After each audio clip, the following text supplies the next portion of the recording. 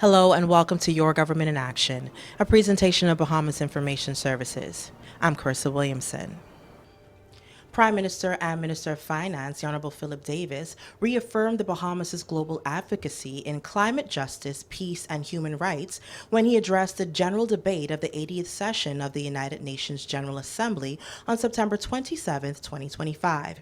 Prime Minister Davis urged for immediate climate action, reaffirmed commitment to a two-state solution for Palestine, as well as advanced the Bahamas' bid for a non-permanent seat on the United Nations Security Council. In celebrating 80 years of the global community coming together in this United Nations, we must remind ourselves of how we got here. The United Nations was not born out of some high-minded ideal or because humanity suddenly decided to promote its collective virtue. No, the UN was created out of the ashes of a period when humanity had almost destroyed itself.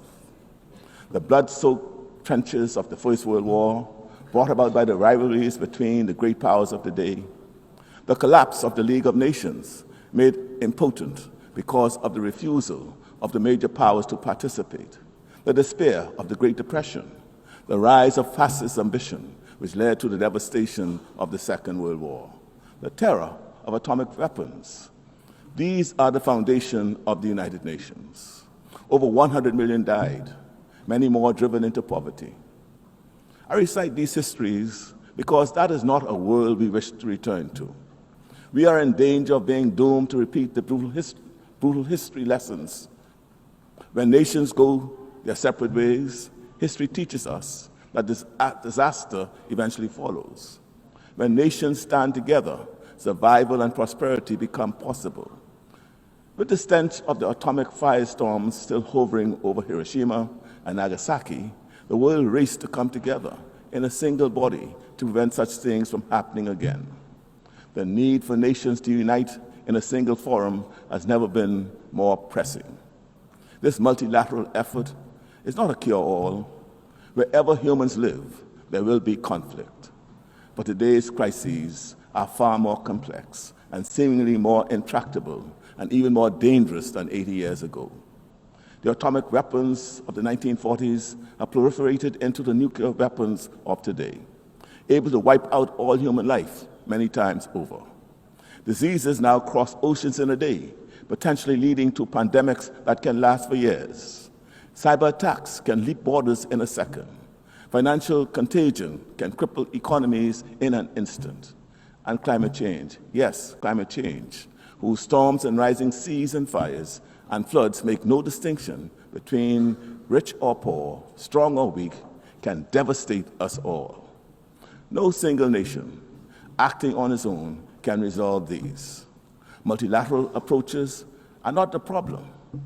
Multilateral approaches offer the pathways to the solutions. The United Nations is not perfect, but it is the best tool for multilateral action that we have. We workmen should not blame our tools. The flaw is not in the hammer, but in the hand that lets it fall. Your Excellencies, the Commonwealth of the Bahamas is committed to work with members to find solutions.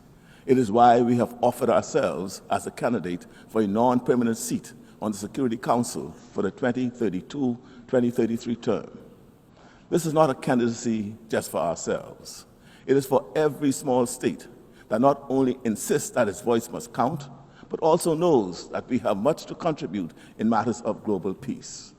For example, we cannot turn away from the agony of the Middle East. The aspirations of the Palestinian people for dignity and self-determination are real. Along with the state of Israel, both peoples have a right to security, sovereignty, and peace. For generations, this conflict has tested the conscience of the world, but resignation is not an option.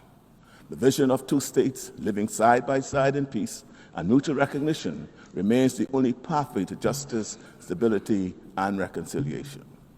We must not abandon dialogue for despair. The multilateral capabilities and capacity of the UN should not be front and center of this effort. We think that if the organization has structural and institutional weaknesses, then let's fix them. If we think that standards are not evenly applied, that powerful states avoid consequences for aggression or human rights abuses, while weaker states are sanctioned more readily, then let's step up and fix them. The UN is only the sum of its parts. Any lack of effectiveness, any lack of practical impact lies squarely at the feet of member states. Your Excellencies, we recognize that we seem to live in a time when the global community appears indifferent to the suffering and deaths of millions of our fellow human beings. And yet, even in the face of potential climate disaster, today we ask, not for your pity, we not ask for clarity, for charity, we ask simply that you act in your own enlightened self-interest. The security and prosperity of all of us in the region, the hemisphere, and the world are interconnected. Even if we do not agree on the causes, as I have previously said to this assembly, our lived reality is that our storms and hurricanes are your fires and floods. If the Bahamas were to collapse because of the disproportionate risks we face from climate change, economic vulnerabilities, and external geopolitical pressures, the world would lose one of the more best tourist destinations on this planet. We ask for nothing more than what we all want: the right to live in peace and security and in the pursuit of happiness. Bahamas Information Services would like to extend heartfelt condolences on the passing of the Honorable Vaughn Miller, Minister for the Environment and Natural Resources, as well as a Member of Parliament for the Golden Isles constituency. Minister Miller will be remembered for his years of dedication to the public service, as well as his commitment to environmental preservation. The Ministry of Agriculture and Marine Resources, in conjunction with the Ministry of Education and Technical and Vocational Training, officially launched the Agriculture and Marine Cadet Program on October 6, 2025. The program is aimed at encouraging young Bahamians to fully engage in the agriculture and marine sector while promoting food security and sustainable development. This is a great day because today we are raising up one of the most important industries in human enterprise, but one that continues to be, even in our country, understated as some secondary something or some lesser something, but it's not.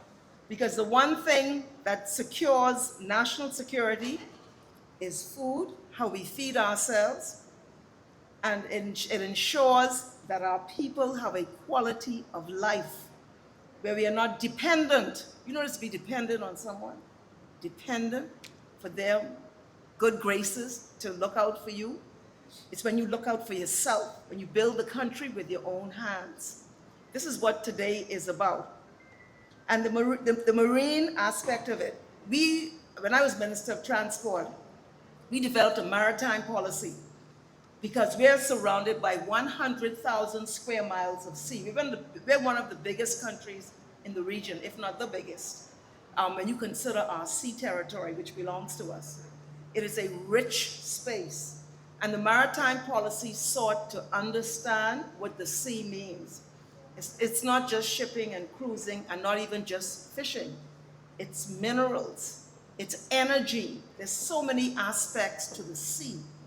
So it is important that we, as a Bahamian people, which we are, who live in this space, which we do, which is a maritime country and ocean state, we have the tongue of the ocean in our jurisdiction, that we should move beyond the confines of how we or others see us and begin to understand that the way in which we make sense of our lives and make sense of our country is sometimes off script. 21st century agriculture is not the agriculture of our great-grandmothers or grandmothers.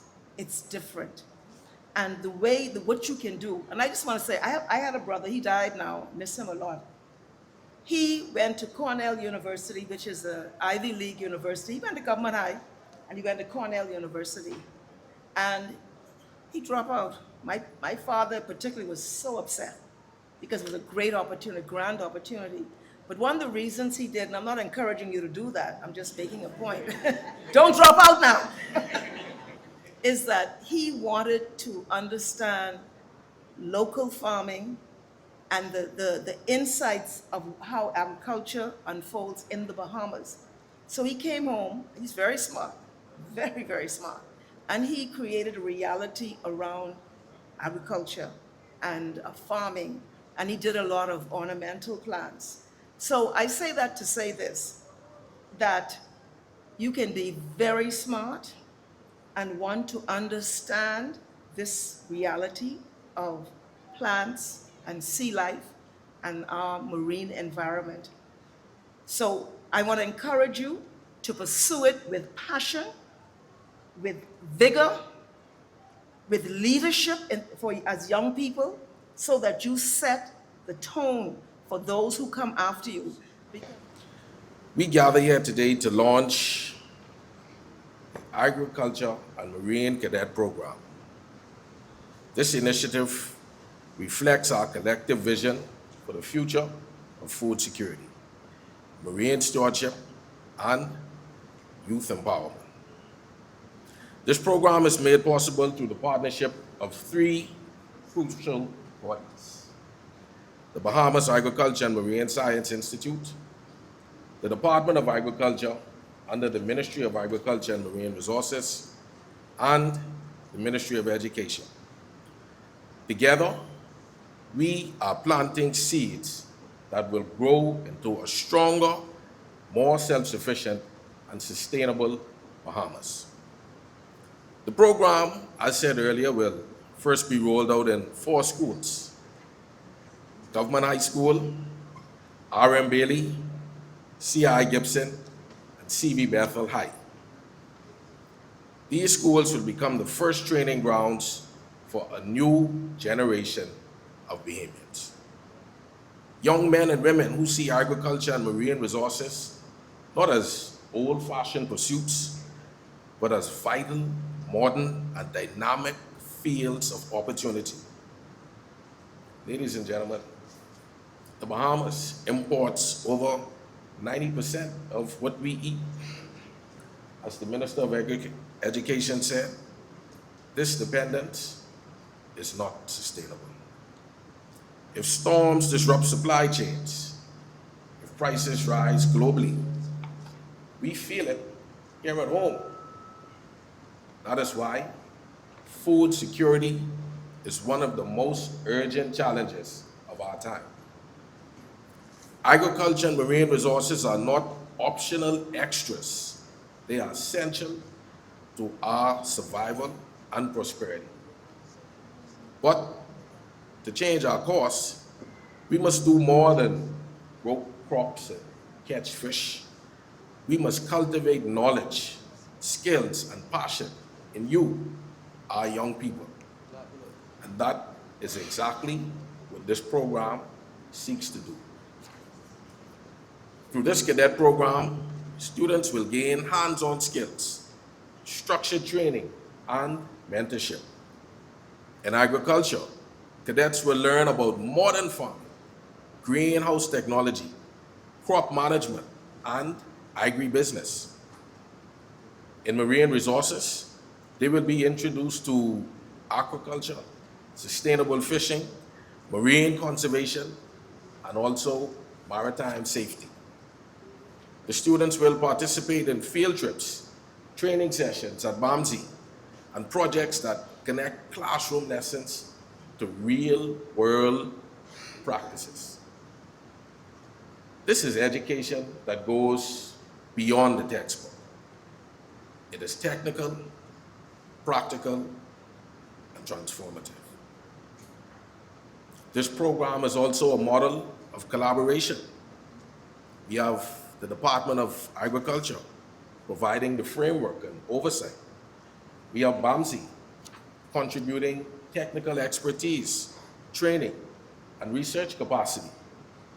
The Ministry of Education ensuring that this initiative is embedded in our schools, aligned with our national curriculum, and accessible, 'to to all of our students.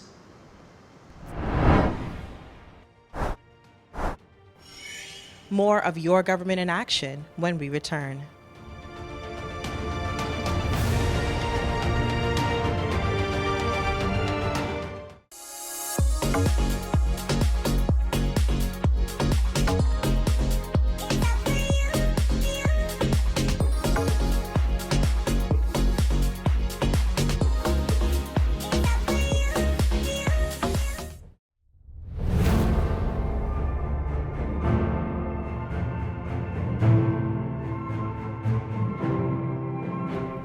Welcome back.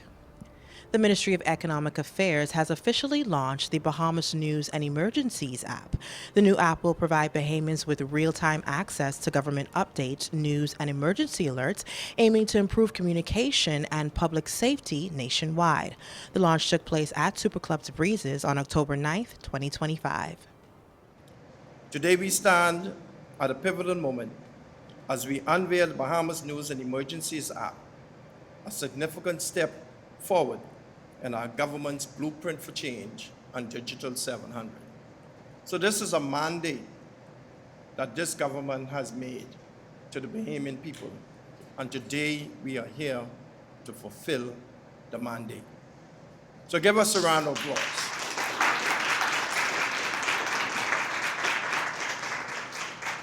Just by way of history, in my former life as the Deputy National Coordinator for Information and Communications Technologies, I was responsible for the implementation of the first e-passport in the Commonwealth of the Bahamas.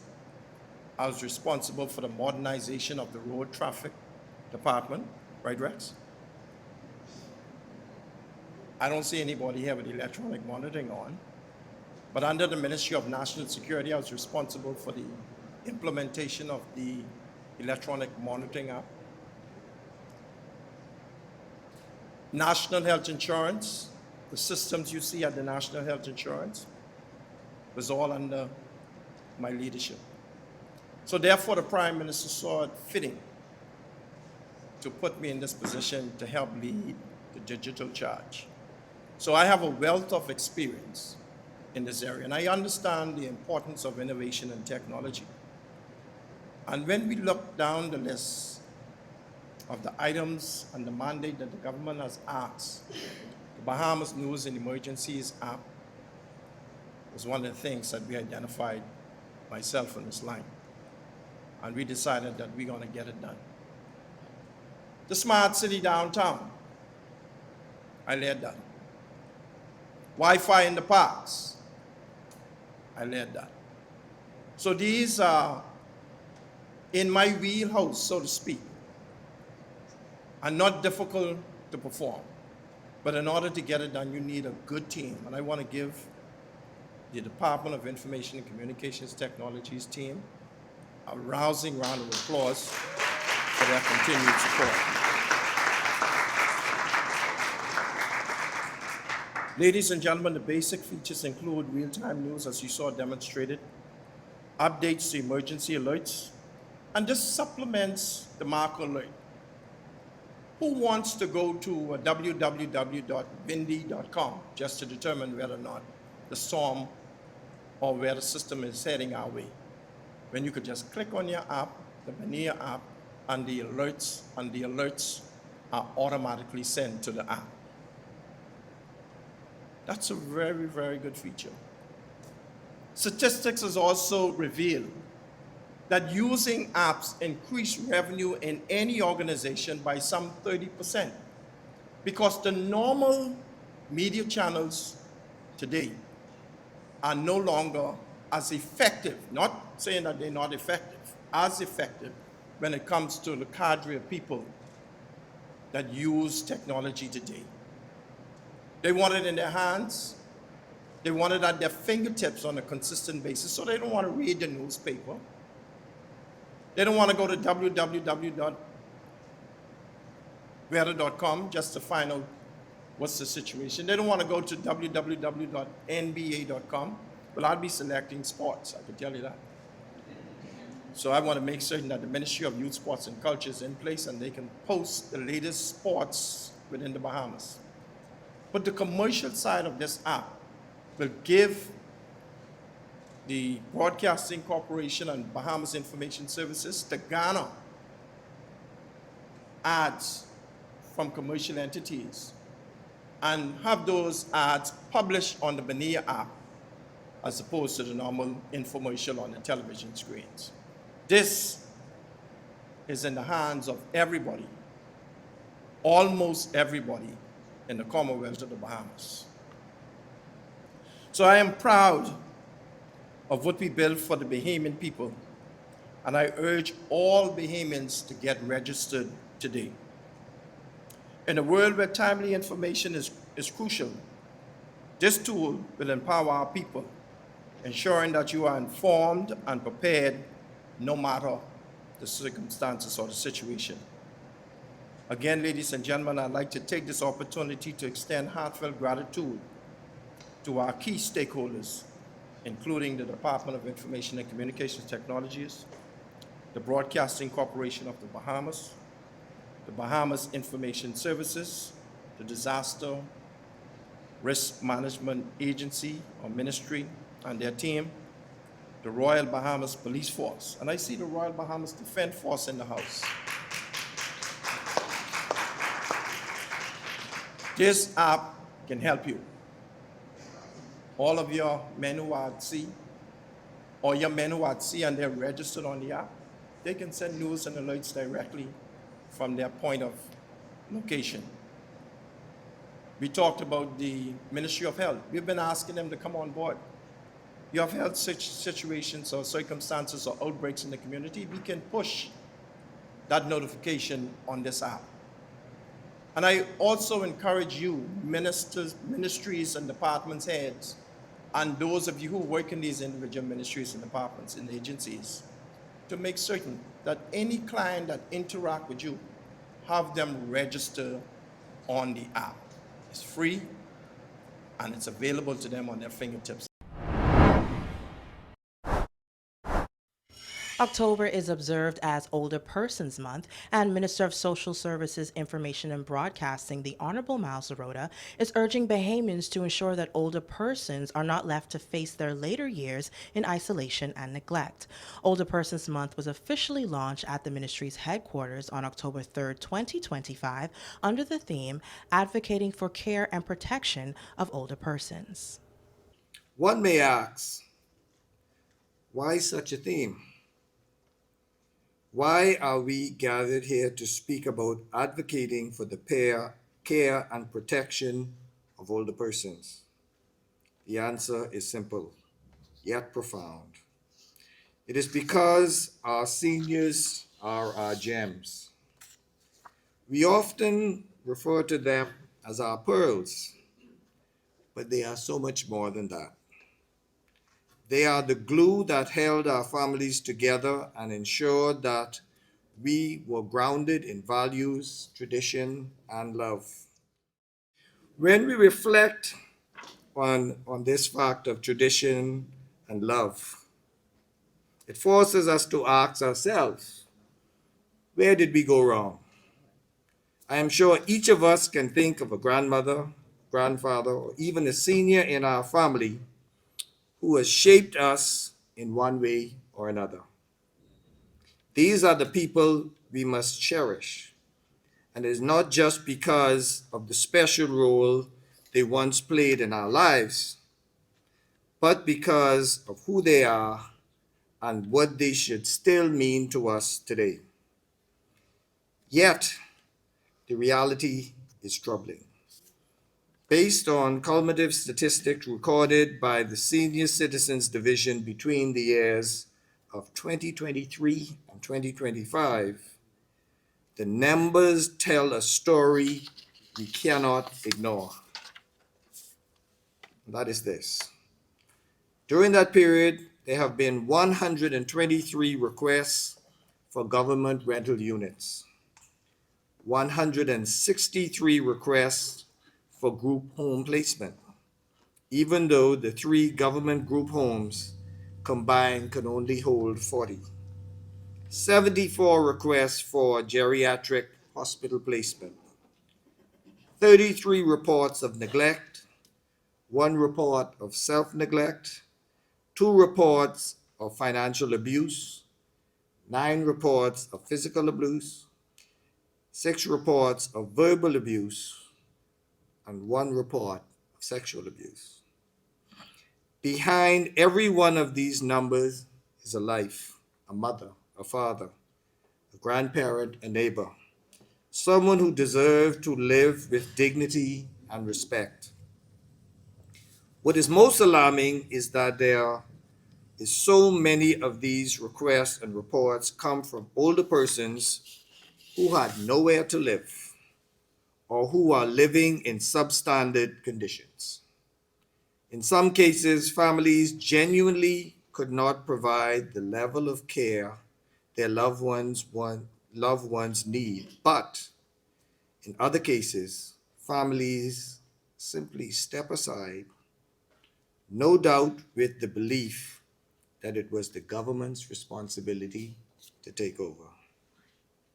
While these figures may not capture the full reality in our communities, they shine a light on what has been reported, and that in itself is enough to stir us to action. To advocate for the care and protection of older persons means we must go beyond words. It means creating safe spaces, ensuring access to decent housing, fighting against abuse in every form, and building a culture where no senior feels abandoned or discarded. Advocacy is not just about policies. It is about people and how each of us treat the seniors among us, be it in our homes, our neighborhoods, churches, workplaces, or wherever we meet them.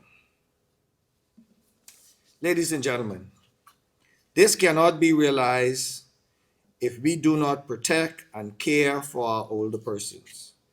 My ministry and stakeholders are already doing our part.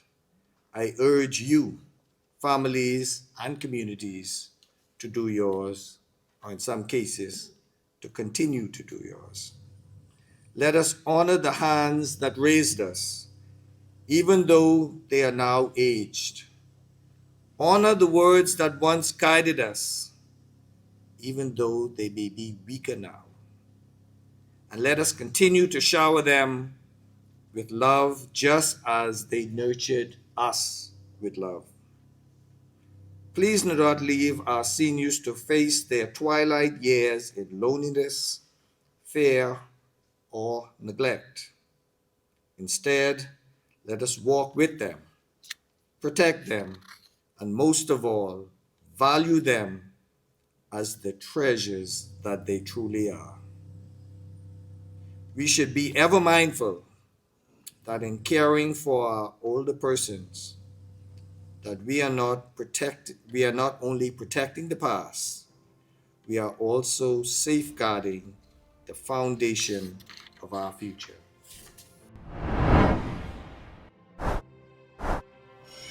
I'm Carissa Williamson, and this has been Your Government in Action, a proud presentation of Bahamas Information Services. Join us on Tuesday evenings, where we bring you highlights, coverage, and information as we continue to do what we do best, linking people and government.